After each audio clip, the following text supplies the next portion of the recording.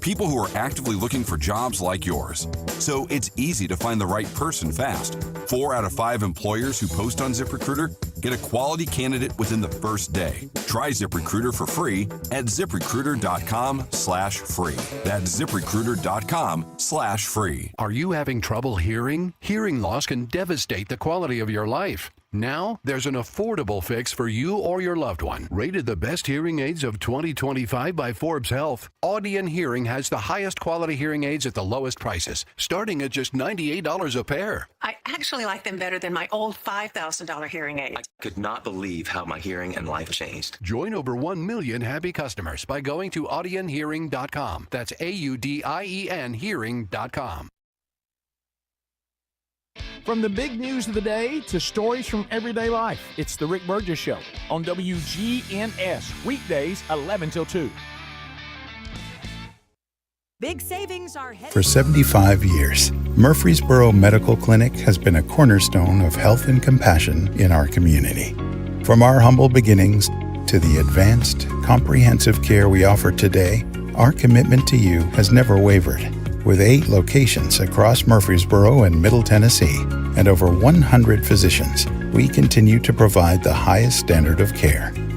Then, now, and always, your health is our mission. We're the Good Neighbor Network, FM 101.9 and AM 1450 Murfreesboro, FM 100.5 Smyrna, audio and video streaming at wgnsradio.com. This is the Roundtable. A look at the news, views, politics, and people that are shaping Rutherford County. Good morning. This is Bill Krause on a beautiful, thrilling Thursday morning at WGNS Radio Roundtable, and this is the Thursday morning edition. I'm only going to introduce one person this morning because then I want him to give a huge introduction and background to his sidekick who is with him. I'm going to make you the DJ of the morning because the lady next to you is such a fantastic resource, not only for the Murfreesboro City Schools, but in the field of public information and communication. So I'm initially going to welcome back to the mic a good friend, certainly an epitome of leadership in Rutherford County, Dr. Trey Duke, who is the director of schools for the Murfreesboro City Schools. So introduce that sweet, beautiful lady to your left and everything the world should know about her, including those that she may not want the world to know about. Well, thanks, Bill, for having us. It's always a pleasure to be here on the Roundtable with you, talking about the great things happening in our city school system. So appreciate the invite. Glad to have Lisa Trail with me this morning, the one, the incomparable, everyone knows her, the voice of Murfreesboro City Schools, who does so much more than just call out for snow days. But that's what we know her for, right? That's what we know her for. 6 days a year. That's right, the 6 days. But she is just a right hand to all of us in the city schools, making sure that we're getting our message out there, making sure we're communicating with families, and making sure we're working behind the scenes with our parent universities, our community partners, to really make sure that Murfreesboro Cities is not just serving the students, which is our goal, but also serving our community as a whole. We really believe in Murfreesboro City that the schools belong to the community, and that we are there to help make sure that the community, the schools represent the needs of the community, and she does a great job being that liaison for us. Well, and a little bit about Lisa. Go way back to your history, including WGNS. Well, so I attended MTSU as a communications major. Mm-hmm. I came and worked with Bart for years while I was in college, and then after I graduated, came on full-time with him. And then I went into healthcare for about 18, 20 years as a PIO or communications director before I started in a small business and then education. So pretty much my entire life has been about talking. And you've been with the city schools how long? 14 years, Have something you like that. Really? Mm-hmm. Yeah. That's fantastic. And Trey, what school year is this for you going in as the director? You know, it's hard to believe that I am starting my 5th school year as director. It's gone very, very quickly. Started in the spring of 21. March of 21 is when I started. Right when COVID so this may be my 4th year. 4th or 5th. It's getting it feels there. long. It's more than you would anticipate. But I started in March of 2021. It's just been a great ride, and we've done great things for kids. You entered about the COVID era. You know, it's funny, I always joke because I came in at what we thought was the tail end of the COVID era, coming in out of that 2021 school year, and really thought I was walking in at a great time. Lisa was a big part of the school's response during the initial part of that, and I came in, I joked quite a bit about, boy, I'm coming in as we're riding this thing out. And then that summer we had a big insurgence, and it really went into the next year and continued to dominate what we did for another year. But I look back on those days, and I'm glad we're looking back on them. Exactly. I've been doing the Roundtable close to 4 years now. Met many, many, many of the men and women that make Rutherford County move and the adjacent areas. And I have to say, from both a personal and professional perspective, Trey Duke represents the dynamic, certainly energetic, creative, and enthusiastic leaders that are managing many of our public agencies. And I want to personally and on the air compliment you, Trey, because you bring such a fresh air, and I hope the listeners and the residents of Rutherford County, and more specifically within the city of Murfreesboro, can totally appreciate who the director of schools is, and the school board that you work with. Yeah, well, I appreciate the compliment. It's a great job, and I feel like we do really great work, and I know a lot of times I'm out there talking about the schools. That's my job, but at the end of the day, it's a huge number of just awesome central office staff members, amazing principals and teachers that are really making this district run every day. And our success, any success we have, is because of what those teachers, principals, and central office staff are doing for kids every day. And our school board, you mentioned it, we have a fantastic school board who just cares about kids and cares about teachers. Them? Yeah, absolutely. Sure. Our chair, Mr. Butch Campbell, has been chair for a long time, and he really spearheads and holds our board together. Our vice chair, Amanda Moore, again, great public servant who just wants to make sure that all of our schools are doing what's best for students, followed by Mr. David Settles, Mr. Jimmy Richardson, Miss Barbara Long, Miss Karen Dodd, and our newest member, Miss Jeanette Price. Just 7 people, again, who want one thing, and that's better schools for our students so that we have a stronger community, and that's what they're focused on. Here we are beginning on a brand new school year. They come quicker and quicker, it seems, as the years transpire. Enrollment, quality, teachers, students, what does it look like in September 2025? It's funny you say, it comes quicker and quicker. We joked this year, I felt like we never really stopped. Of course, we had summer school this summer with over 1,000 students in the month of June. So we left straight our 24-25 school year, went right into summer school for 1,000 students, had a fantastic summer school program, really did some good work for them, and then come right after July 4th, had about 3 weeks to reset for the new school year, and we've had a really successful launch. We are actually, our enrollment's really holding steady right now. We've seen a decrease in our kindergarten numbers, which is something that I don't think is unique just to Murfreesboro City. We're seeing kind of across the mid-state fewer kindergarten students. Why? I think that's the big question we're all wondering. But we're down about 65 kindergarten students from where we were last year, which in a community that's often growing and often expanding, it is kind of interesting for us to be at a place where we have fewer kindergarten students than we had last year.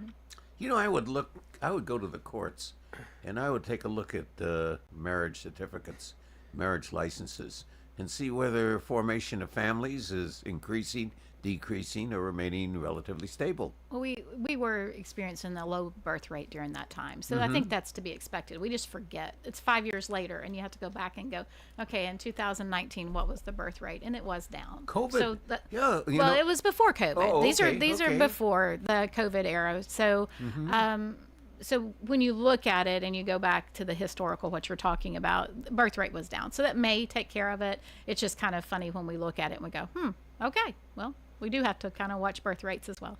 Would be curious, I don't know if you can do this as a survey or just of interest, is to question families with kindergartners are there siblings, younger siblings, on the way up? Yeah. Is that an increase or is that a stability? I think that's a great thing we're going to always be looking at. I think we will expect to see a kindergarten bump next year. Obviously, we will have, as I say, babies that were born about 9 months after the COVID pandemic hit. Yes. Those students will be entering kindergarten next year. So I do think we'll see a bump next year. But, we're really pleased with our just where we are as a district. That stability we have, being able to offer that consistency to our students and giving us just a little more breathing room in some of those kindergarten classrooms this year. Does that mean when you walk into a market, you walk into a store, you walk in the square, you walk into a restaurant, you see how many women have a little bump in their tummy, and you say, okay, there's our enrollment in 5 years? I think there's a lot of school choice in Murfreesboro and in the state as a whole. That's something that continues to grow, whether it's our homeschool numbers, our students that are in some of the great private schools we have. Obviously, we have some new charter schools, but we know overwhelmingly that the majority of our students overwhelmingly are in our public schools. And so making sure we have the best environment for them, the best program for them, and then just keeping an eye on that as we grow and where new houses are popping up. And they tend to pop up around our new schools and our new buildings, and just kind of watching how many homes come. We have a great partnership with the city that really keeps us updated on a monthly basis of here's where new homes are going, here's where new subdivisions are going, so we can kind of track and prepare as best we can long term for where we're going to see that increase in students. So long as you're not looking at the same challenges that your counterpart with the county schools looks at Laverne and Antioch, and taking a look at 6,000 homes that are anticipated west of the I-24, and how many schools are going to be required with a bonding limitation in that particular area. Well, we are lucky that we just are focusing on the city of Murfreesboro, where we're growing in the city. But there are still a lot of new developments popping up all throughout the city. And that's something that I think is when you become a director of schools that you begin to drive around and look differently at open fields than Exactly. you used to. Exactly. And zoning, is it high density, low density, affordable if there's such a thing in housing, and quote, the quality of life. You've hired new teachers. You always have a cycle of new teachers. One of the things you've mentioned in the past that's always impressed me is how city schools relate to the total number of school districts within the state of Tennessee. The size and nature. You think, well, Murfreesboro City Schools, little bitty school district among 95 counties. But tell us about that. 95 counties, but there are 145 school districts in the state. Last year, Murfreesboro City was the 20th largest of that 145, so a big district when you're sitting at that 9,000 student range. I think because we get a little blind to it here in the middle Tennessee area, but a large number of school districts across the state are smaller. They may have 2,000, 3,000 students in them. So we are, like I said, last year we were number 20, so we operate that. We have about 2,000 total employees, have over 800 certified employees, which would be our teachers, our special education educators, principals, all those positions that require teaching licenses. So a big employer for the city that we are as we look at the number of people who work for us. Of course, even down to our bus drivers, those are not contracted employees in the city. Those are our employees that work for us, school nutrition staff, all the people it takes to make a school system run every day. But we're really in a great position with our staffing right now. Our teaching positions, our staff, I think we have one position that we're currently hiring for from a teaching perspective. That's an opening that we need to get filled, and those openings pop up sometimes. But other than that, we're really feeling good about where we are. Our transportation department's doing great. Our bus drivers are hired. We have been running bus routes since day one, and so we're really pleased with that. Always looking for new bus drivers. I throw that out there because when a position does come open, we want to make sure we have a pool to pull from very quickly. What does it take to be a bus driver besides the license? Well, you do have to pass some tests, and there's some training and tests you have to go through. I will say we are thrilled that we actually have one of our employees is a state tester. And so if you ever thought about wanting to drive a bus, we can bring you on. We have a bus aide, so we can actually hire you as a bus aide and give you experience riding the bus as you're learning and going through the training program.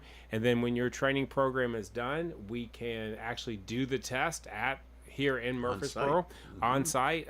We work with the city for that and get you started. And it's a great job, especially for people who may have retired but they're not ready to stop. Really, the hours are unique because you get some time during the day. You have some to do your own time because when we do our bus routes, but it's a great position. Tell me about this though. Like many jobs that are never identified in the job classification or job identity, tell me about the patience level of a bus driver. What do you look for a patience level? You got 30 or 40 screaming kids in the bus. They're trying to concentrate and drive. How do you deal with that? I think there's more like 90 of them on that bus, but our bus drivers are amazing as far as they do need the patience. They're also the first face that most of our kids see in the morning, so they're the greeters for us. You would be amazed. It doesn't take them very long to know every child on their bus, who their siblings are. They'll ask about how their day went.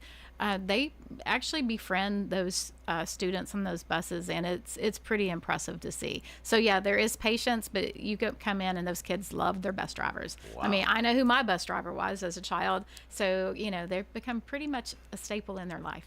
Fantastic. And Trey introduced you earlier as the voice of snow. Snow time like the present.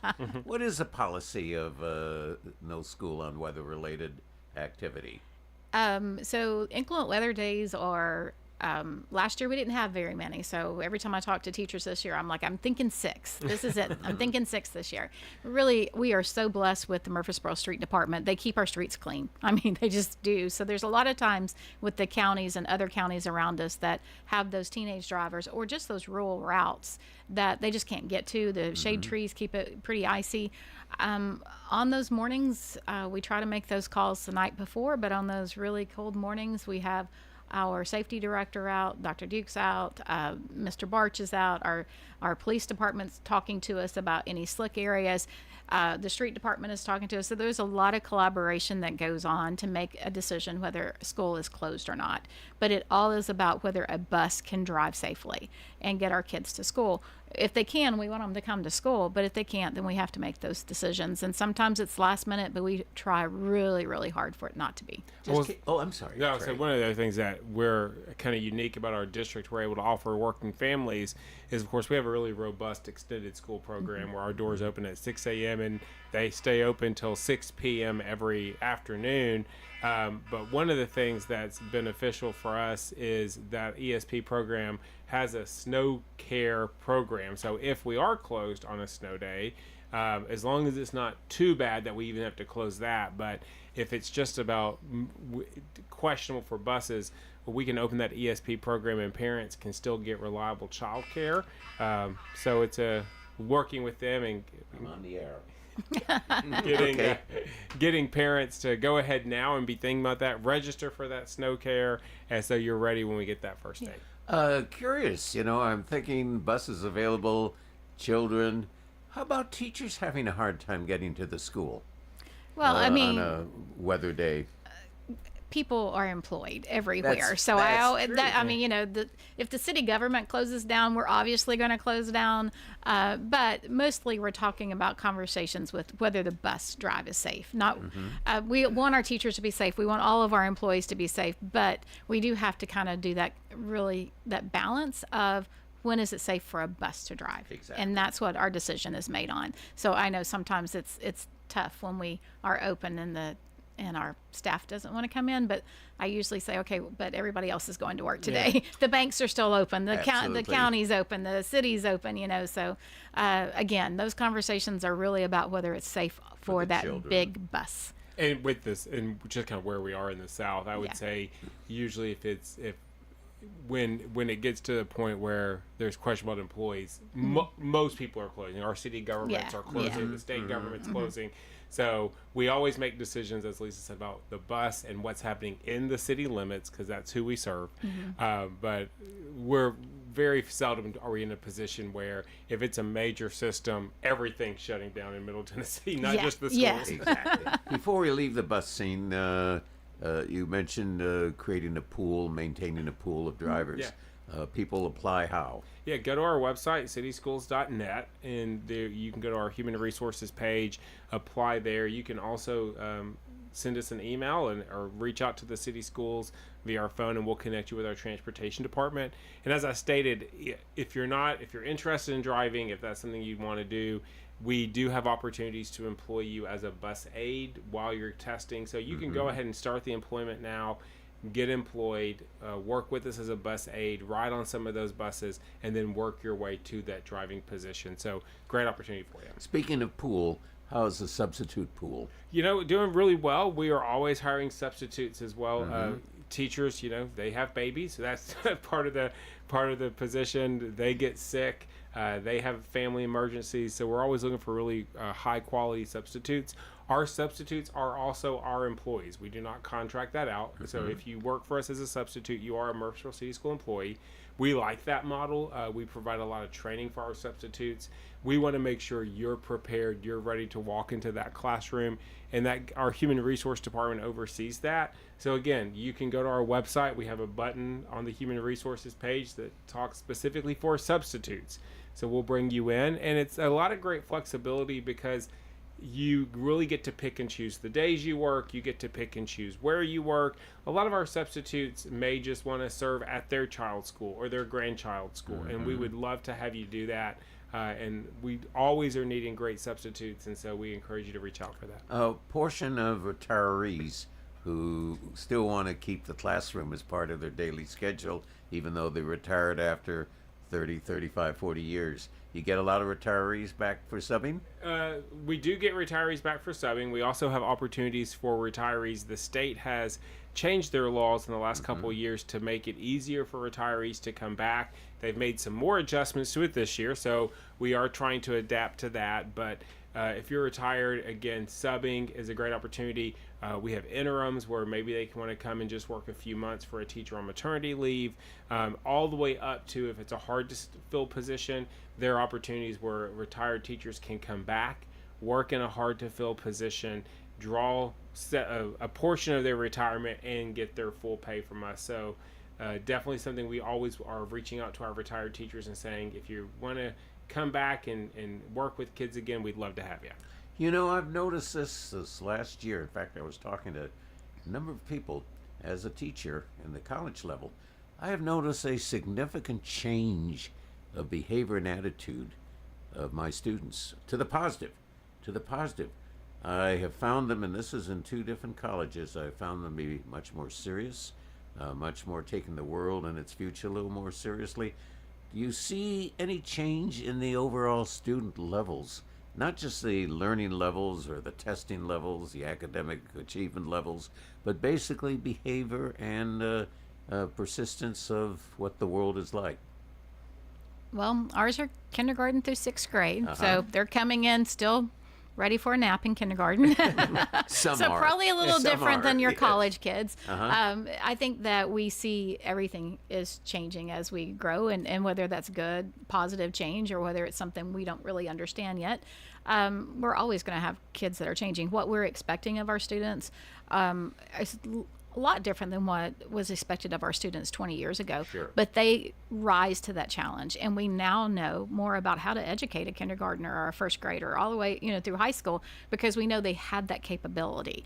And so I think you do see changes, but it's such positive changes. We really work on those 21st century skills as well as those learning skills, because we know we can teach them science and math and biology or whatever, but they also have to be able to have that conversation and shake someone's hand and just be able to interact with others. So I think as we work on that, we have to work on both skill models, and that's what we try to do. Related to that, and this has been very controversial in many school districts across the country, child and cell phone in the classroom. What's the policy? So there was a new state law that was passed around cell phones in the classroom this past year, and I'll be honest, it's a law that I think really was overdue and needed, and is going to be a good move to really help put some state guidelines around the use of cell phones. And they've become such an intricate part of our life where it's kind of hard for as adults, us imagining how we even do our jobs or go about our lives without our cell phones. But we also have to understand, like in the classroom, there is a place for them and a time for them. And the new law really outlines that, really restricting the use of the cell phones, except when a teacher would say, I need them out for this purpose. Because they can be as many good things as our phones provide us. I think we can all agree there's a lot of distraction, a lot of maybe not positive things that they bring as well. For us in Murfreesboro City, not a whole lot of changes. Again, as Lisa mentioned, because we're a kindergarten through 6th grade district, our policy was already they had to be put away, they could not be on, and the students couldn't have them out unless the teacher explicitly asked for them to come out for some reason, which I would say very rarely happens in our elementary school setting. So not a lot of changes for us. I know for some of our districts have high schools, some pretty significant changes there. I will say, as a parent of 2 high school boys, I have very much appreciated the phone off, put away during the school day, and so dinner that, time.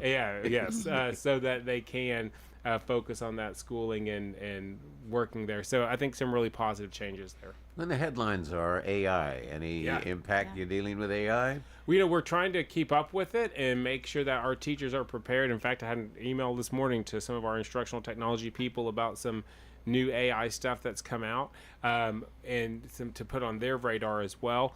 What we're really focused on, and we've done, I think our instructional technology team has done a fantastic job on, is educating our teachers on some tools that are available that makes their job easier, to lift the load off those teachers, help them do their job more efficiently, help them do it better so that they can really focus on our student needs. So not using it with our students, but we're definitely working with our teachers on how they can help with that. We're having a delightful visit with Trey and Lisa. I'm just going to have you both first name because they're part of the community family. They're part of the inspiration and education and passion about the future. We're talking future or not. We can talk about history. We can talk about the way things were. But you are futurists because you are plotting out the balance of the century and beginning into the new century. But we'll be right back after Trey and Lisa, after these words from our sponsors.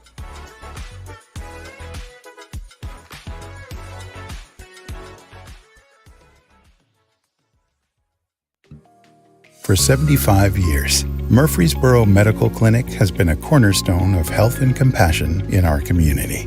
From our humble beginnings to the advanced, comprehensive care we offer today, our commitment to you has never wavered. With 8 locations across Murfreesboro and Middle Tennessee and over 100 physicians, we continue to provide the highest standard of care. Then, now, and always, your health is our mission.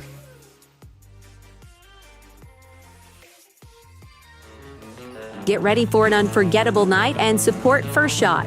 Autumn at the Alley is coming to Oakland's Mansion Tuesday, September 24th from 6 to 9 p.m. Sip on fine bourbon, wine, and spirits, enjoy premium cigars, and feast on incredible food from the Alley on Main, all while enjoying live music under the stars.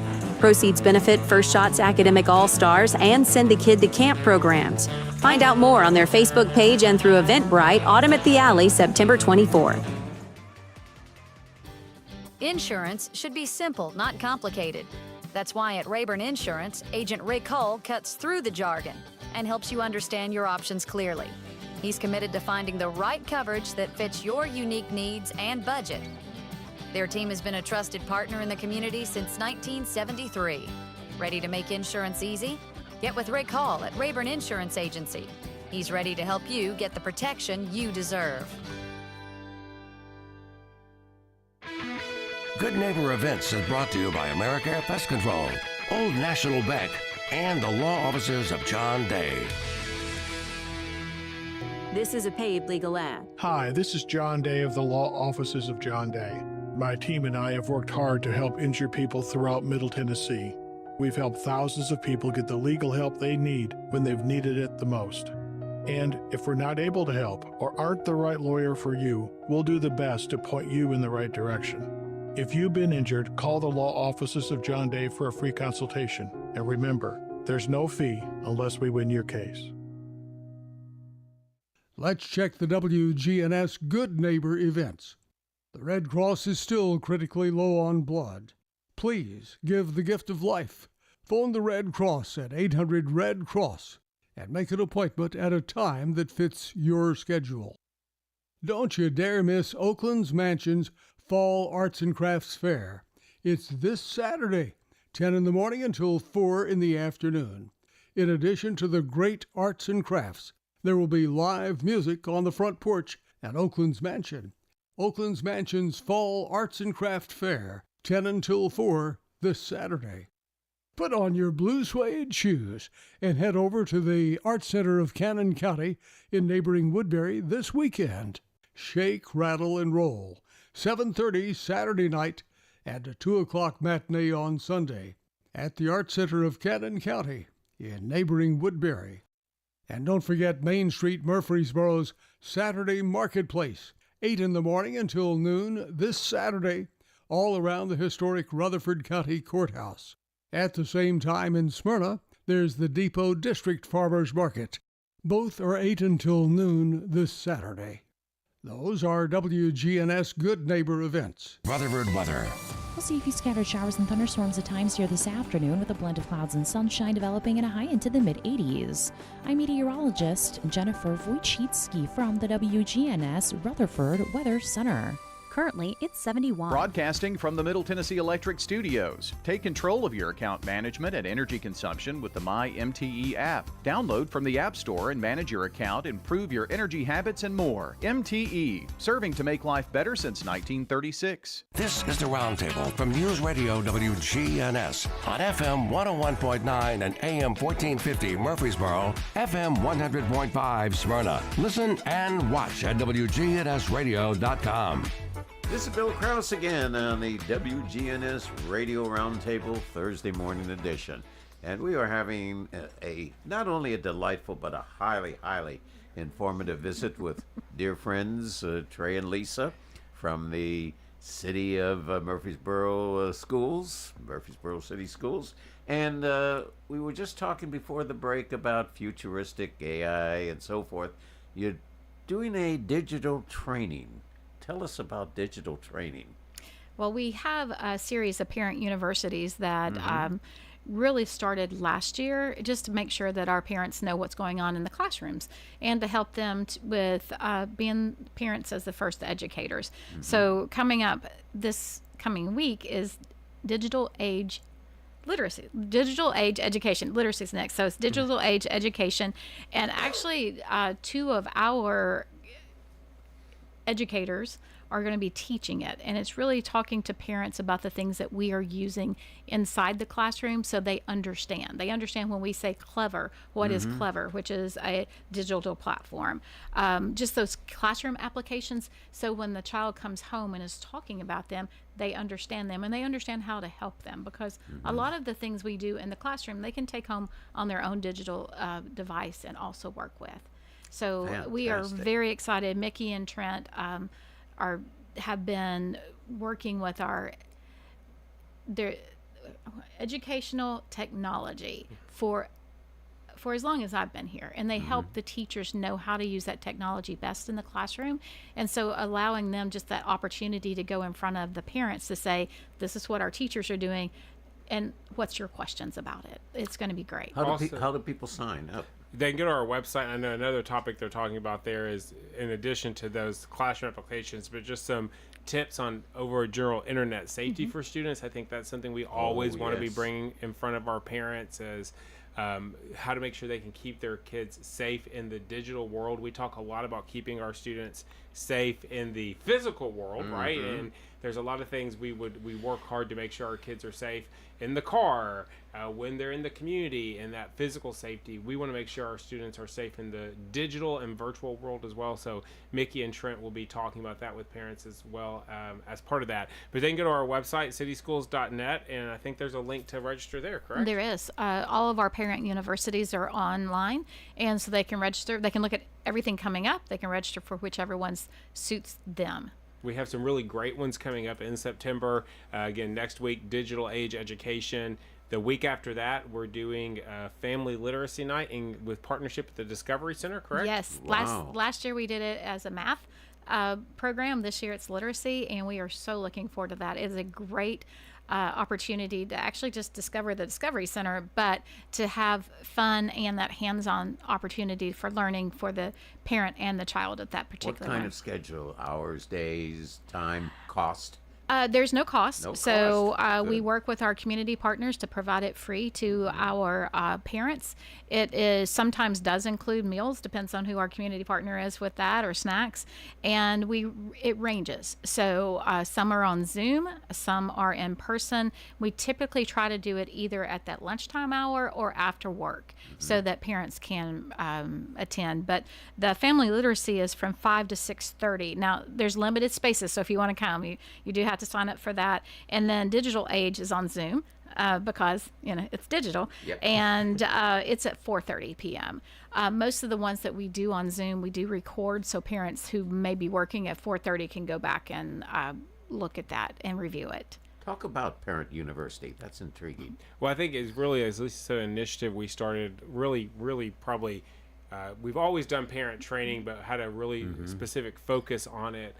Starting last year, it was part of our 5-year plan to increase parent engagement and increase parents' ability to say, yes, I know how to help my child in school. And that's something we want parents to feel comfortable doing. So this initiative, which falls through our communications department, is really our effort and our strategy to make sure parents are equipped. So we offer them pretty much every month, as Lisa said, in person, a wide variety of topics. We've talked about digital age education. We did, of course, some kindergarten trainings for new kindergarten parents at the beginning of the year. Just did one earlier this month on how to help your child with anxiety and what parents can do for that.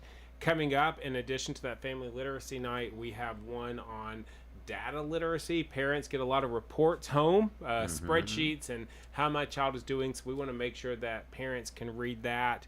And then what I'm really excited about coming up in October is one that's specifically designed for parents of students with special needs and who may be part of our special education program. We have a training for them and a meeting for them. Again, we believe that parents are not just the first teacher, but the most important teacher a child will ever have.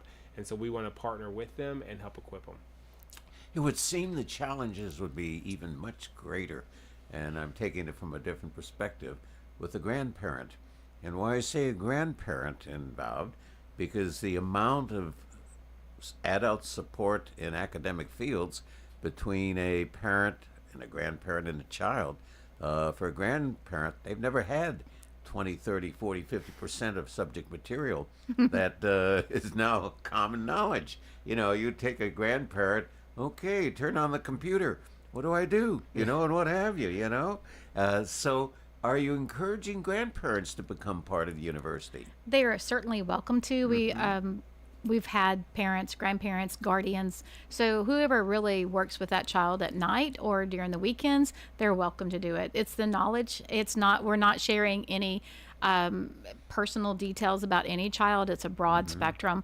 Last week we did one on anxiety and how to deal with anxiety with a school-age child. It was amazing, and I can tell you as a grandparent, it was good for me. It was good for me to listen to. So I think that if that's something that is appealing to a grandparent, they can certainly hop on and do it. Some of the classes are limited. Again, the one coming up at Discovery Center will have I think 100 spaces, so we do have to limit some things, and so we would want it not to be 12 members from the same family, but we'll if that's what you need, then we'll support that as well. Related to this, you referred to a few moments ago, literacy. I know Rutherford County has experienced, and I'm assuming it has transpired into the city of Murfreesboro, that we have an increasing number of English as a second language, culture, a different culture. Are you dealing significantly with an international inspired expansion. Yeah, and when we were talking about literacy, we were talking about data. So we're talking about, do you understand how to read your TCAP report or your Ames Web report or these second grade reports that are coming home, so that parents understand when we send them a sheet of paper home what this actually means. But when you're talking about literacy, you're talking about like English as a second language. Correct. And certainly we see that increasing in our district, and we're working to make sure that we have the appropriate teachers in front of those students so that they can learn at their pace as well. We've seen, I think, since I started in 2021, and I did count, this is my 5th school year, so I did finally land on that. We've seen about a 15% increase in the percentage of students that are, I'm sorry, let me go back there, about a 43% increase total when you look at that of our English as a second language students. From where I started to where we were now. So it's roughly about 18% of our overall population.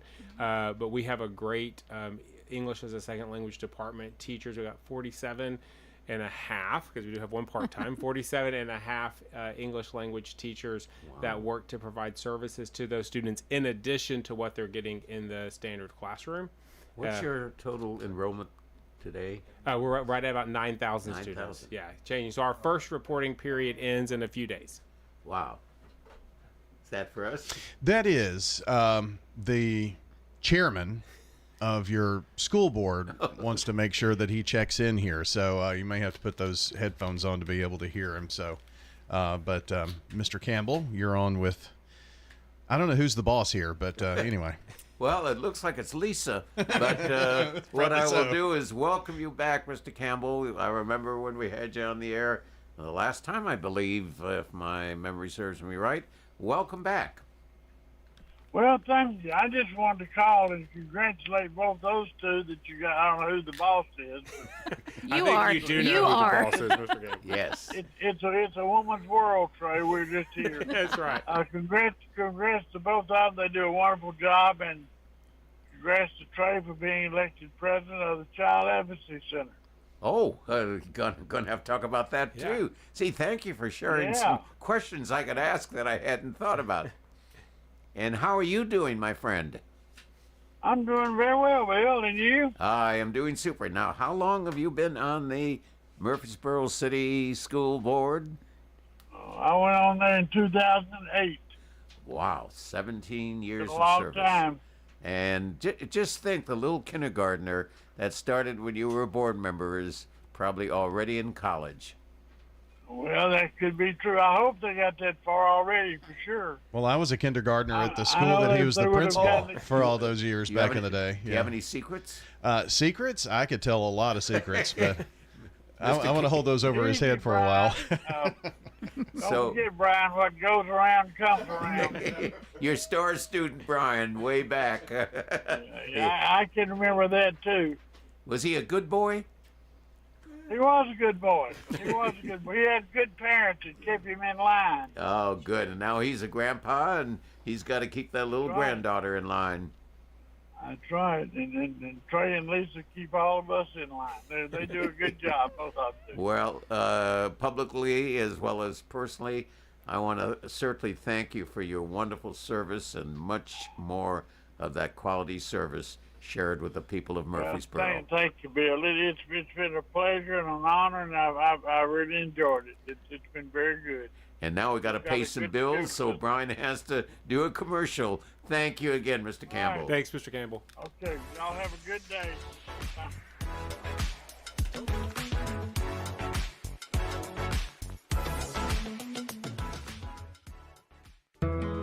For 75 years, Murfreesboro Medical Clinic has been a cornerstone of health and compassion in our community. From our humble beginnings to the advanced, comprehensive care we offer today, our commitment to you has never wavered. With 8 locations across Murfreesboro and Middle Tennessee and over 100 physicians, we continue to provide the highest standard of care. Then, now, and always, your health is our mission. Get ready for an unforgettable night and support First Shot. Autumn at the Alley is coming to Oakland's Mansion Tuesday, September 24th from 6 to 9 p.m. Sip on fine bourbon, wine, and spirits, enjoy premium cigars, and feast on incredible food from the Alley on Main. all while enjoying live music under the stars. Proceeds benefit First Shot's Academic All-Stars and Send the Kid to Camp programs. Find out more on their Facebook page and through Eventbrite, Autumn at the Alley, September 24th. This is Chip Walters, and I'm honored to be your 2024 MTAR Realtor of the Year. I'm with Exit Realty Bob Lamb & Associates, and like many of you, I've seen the real estate market shift and change. People often ask, Chip, what's really going on? Well, that's a great question, and I believe in answering with solid, factual data. So let's cut through some of the noise. I invite you to reach out. Let's have a conversation about your real estate goals and the current market trends in your neighborhood. You can find all my contact information at choosechip.net. That brisket came from your cow, right? Yep, raised her, named her, thanked her, and now she's dinner. Rutherford County Farmers Market. There's something fresh every week. Tuesdays and Fridays, 7 to 1 at Lane Agro Park in Murfreesboro on John R. Rice Boulevard. Your business deserves the best support, just like good genes. We make sure everything fits perfectly.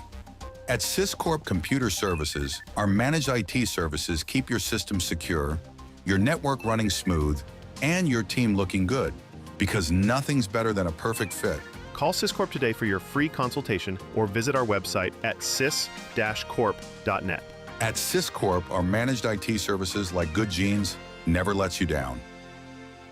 Premier 6 Theater on Broad in Jackson Heights. Let's all go to the movies. Check out what's showing at murfreesboromovies.com. Popcorn popped fresh daily. Movies like the good old famous days. Premier 6 on Broad in Jackson Heights. We're visiting with Jennifer Sanchez, manager of Steered Straight 2 Furniture and Thrift at 1007 Dr. Martin Luther King Jr. Boulevard. You're not just walking into just a big warehouse, you're walking into rooms. We've got a media room, we've got a boutique room, we've got a vintage room, a furniture area, kitchen, all that. Steered Straight 2 Furniture and Thrift. Every day you go in there, I promise you it's changing. Steered Straight 2 Furniture and Thrift, 1007 Dr. Martin Luther King Jr. Boulevard. Online at steeredstraightthriftstore.org. This is the Roundtable from News Radio WGNS on FM 101.9 and AM 1450 Murfreesboro, FM 100.5 Smyrna. Listen and watch at wgnsradio.com. Bill Krause for the third and final segment of the WGNS Radio Roundtable, Thursday morning edition. And just before we had our commercial break, we had a wonderful call-in from a wonderful gentleman, Mr. Campbell, who is the chair of the school board for Murfreesboro City Schools. And he made reference to a new honor, another activity that you were received and named to, Trey. What is this all about? Oh, I think he was referencing, I have been a member of the board of directors for the Child Advocacy Center since 2021 when I started in this position, and recently was named president of the board, and an honor to have that and a privilege to work alongside Sharon DeBoer with the Child Advocacy Center and the entire staff. It's just a tremendous organization here in the city of Murfreesboro, serving both Rutherford County and Cannon County. They were founded in 2000. It's a nonprofit that works to help victims of child abuse and child sexual abuse. What we know is 1 out of every 10 people will suffer child abuse and child sexual abuse. And the Child Advocacy Center is really there to help make what I say is one of the worst day in a family's life a little bit easier to navigate. So they work with the district attorney, with forensic. We conduct forensic interviews that are legally defensible in a court of law to help students get justice and help children get justice from just really horrific events that they may suffer. It's important to all of us, especially as someone who works in education, and I've been in education for over 20 years, and I've seen, unfortunately, some of the really unfortunate situations that students may find themselves in. And what we know is the #1 reporter of child abuse is our educators. Teachers know our students. They know the children in their classroom. They know when something's off. And so they are, across the nation, educators are the #1 reporters of child abuse, and making sure that students are taken care of and children are taken care of. So it's a privilege to work with the CAC, with the work they do. We're really pleased. We just celebrated our 25th year, our 25th anniversary here doing this great work. And again, huge kudos to Sharon and her team at the CAC, but it's a privilege to work with them. And I would be remiss if I didn't say the CAC is currently, we're in the process of a capital campaign, working to make sure that our facilities match the need of the community. And we want to make sure that when families come into the CAC, again, on what could be and what probably is the worst day of their lives they've ever had, that we have the facilities we need to serve those families, to do the forensic interviews appropriately, to expand our partnerships with medical providers, to look at doing medical exams that are required during that time as well on site. So I'd encourage everyone who's interested or who is passionate about this subject to go online, go to the Child Advocacy Center's website, and learn more about how you can be involved and support the CAC. You open the door to something, and unfortunately, well, we have a couple minutes to do it, but a teacher being on the front lines of observing not only this horrible impact on children through sexual abuse and what have you, but on mental illness. Yeah. The ability to spot a child, and a teacher's not trained to be a psychologist or a psychiatrist as they may be. Is there a regular process of referral on any type of potential mental illness? Absolutely, and we know that our mission in Murfreesboro City is to ensure that our students are both academically and personally successful. Mm-hmm. And I say we are here to teach children how to read, how to do math, to make sure they grow academically. But we also know our students are coming to us with challenges, especially in the mental health arena, that maybe we didn't have 15, 20 years ago, or it seems to be more prevalent today. And so we've worked really hard to respond to that. I am proud to say that we have full-time mental health therapists in every one of our schools 5 days a week. Again, we just talked to Mr. Campbell. That's really because the board made it a priority, set out in our plan and said, this is what we want to do, and we were able to do that. So we employ as a district 4 mental health therapists that we work with, but we also have really strong partnerships with agencies like Centerstone, STARS Counseling, Volunteer Behavior Health. All of those agencies work with us so we can provide those robust services. So yes, our teachers are aware of that. Our teachers can refer students, and then our school counselors play a pivotal role in making sure that they're aligning the needs of a child to the right type of mental health supports that they may need. But we want our kids to be successful, and all of us have days where we probably all could use someone to talk to and someone to help work through some things with, and sometimes we need that for a short period of time, sometimes we need it for an extended period of time, and we want to make sure we're providing those, and I'm just really thrilled with the work our district is doing in that area. But I'm assuming that the child is only the gateway to a larger problem that may be within the family, and is there a sequence reference that a child may be an initial issue or problem, but it's really just a tip of the iceberg? We have great school social workers that work with our families as well, that can, again, another bridge to that avenue. So our school counselors are often the people that make those connections, whether it's with a partner like STARS or Centerstone, who then may make recommendations to the families. But we want to take care of families. We have a great family resource center. Lisa, I don't know if you want to talk about that, kind of what our family resource center is doing. Sure. So our family resource center really works hand in hand with our social workers and our counselors to provide food on the weekends through our backpack program for children who may just have some needs on those weekends. And then we also have some other supplies, whether it's back to school, we do all of the back to school supplies, but we also have cleaning supplies and laundry detergents and all those kind of things for those parents who are in transition or just need a little help. And again, sometimes it's just, I need a little help this week.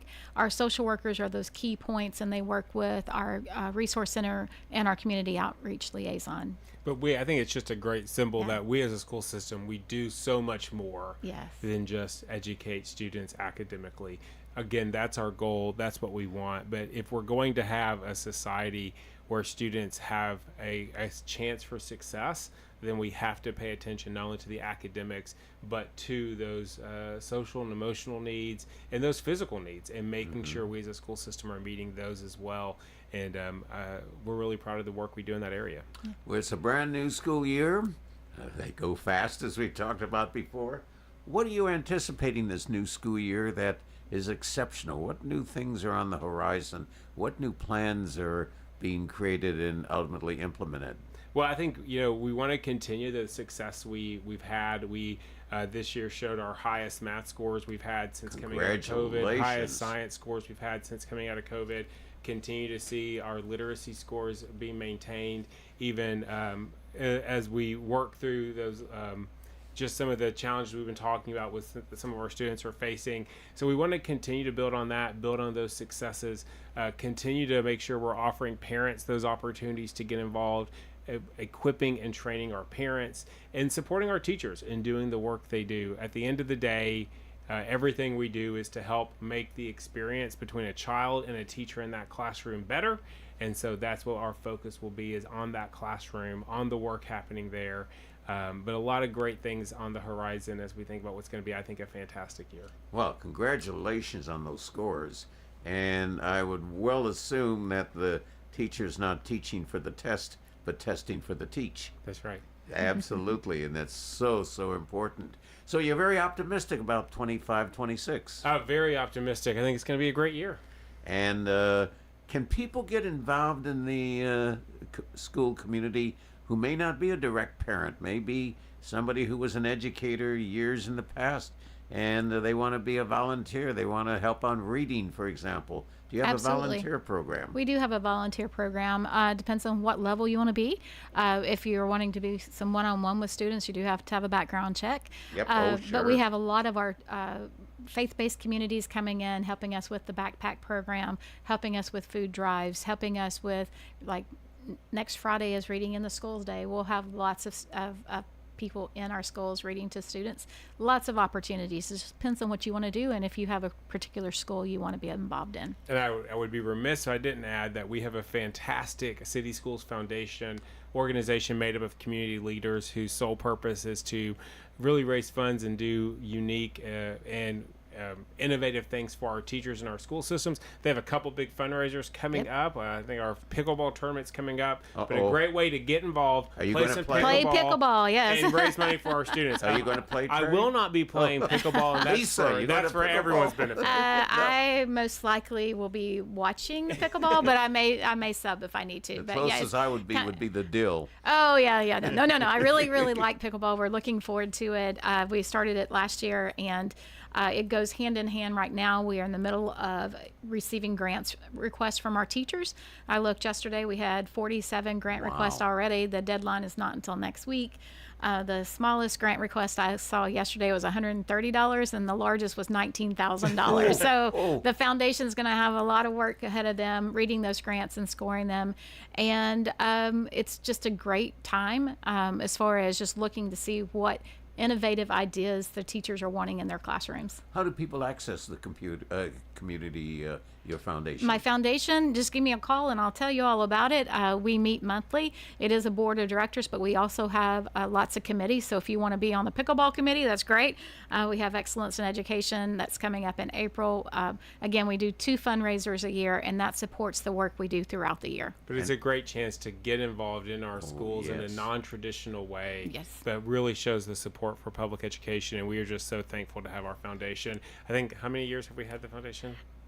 A lot. 2005? Yeah, wow. so 20 years. Yeah, 20 years. I need to go look at that. Wow. Yeah, so they've just done some amazing work, raised over $1 million for our school system, and given almost all of that back to teachers. And how do they reach you, Lisa? Oh, you can reach me at the main line. It's 893-2313, or you can 615-893-2313, or you can go to cityschools.net. All the information about the foundation is there. Information about jobs are there. Information about upcoming parent universities. When you go to our website, you'll find what you're needing to know. And if not, just give us a call. Yeah, you stress that again, because the more you've talked this morning, and as you have in the past, your website is full of information that is timely and applicable to everybody in one regard or another. I hope so. So that's what our one more goal time, is. how do they access that website? It is cityschools.net. Pretty That's easy to remember. Very easy to remember. And then you just run through it and pick what you want. Exactly. Finally, if you had a magic wand, both of you, if you had a magic wand to make this next year perfect, and there's no such thing as human perfection, But if you had a magic wand to make this next school year perfect, what might you touch? I think that would be for our community, for our leaders, our elected leaders, our non-elected leaders, and really everyone that walks through the streets of our city and across the nation, to really know how important our teachers are, to provide teachers that support, and to thank them for the work they do. It really is Herculean work, and I never walk into a school and in a classroom without being in awe of what our teachers are doing. And so I think the best thing we can do for our public education is to continue to support those people who are dedicating their lives to the classroom every day. And Lisa? I can't hardly even follow that. I'm going to say when Dr. Duke says teacher, he really means all the staff members as well. So those including the bus drivers. Including the bus drivers, right. Those EAs, the teachers do the heavy lifting, but there's a lot of people that are trying to prop those teachers up as well. Absolutely. So I think just being able to say that the people of Murfreesboro know our story and know what good things are happening in our schools would be my magic wand.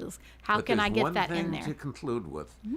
As an observation, and I don't know how many of you who have been listening can pick up this observation, and I think it is so reflective of the Murfreesboro City Schools. With all the digital, with all the AI, with all the computer, with all the technology, with all the lessons, all the experiences to learn, you have retained your humanness. And you deal as the teachers are dealing as human beings with the children. The staff is dealing human beings with each other in the community, and equally the two of you are very humanistic, and you have a people touch, and that is what truly counts. You can do all the buzz, and all the zzz, but it's that heart that you have. You match your heart with your brain. Thank you for being wonderful leaders of this great school district. Thank you. Thanks for having us. We'll see you next time. We'll see you all next week. Thank you.